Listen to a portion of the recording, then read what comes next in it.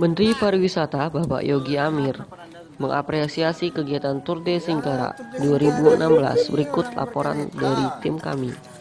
Ya menganyu dari Pariaman sampai Solunto kan itu entah apa rasakan sama dia tuh lah bengkak betisnya entah apa. Nah, yang jelas itu dia bersepeda rami-rami itu sampai Solunto. Kenapa dia nggak capek? Nggak capek ya? Kamu tanya sama dia, saya mana ada balap. Ya tanya aja sama dia. Mana saya nonton saya pernah steering ini aja.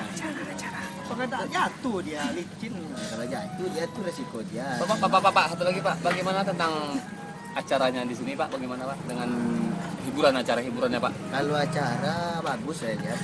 Itu apa namanya? Pilau bandnya. Pilau band bermusik itu siapa namanya anak KKW? Kamu ya? Kamu orangnya? Ya bagus sekali itu. Pak, kalau boleh tahu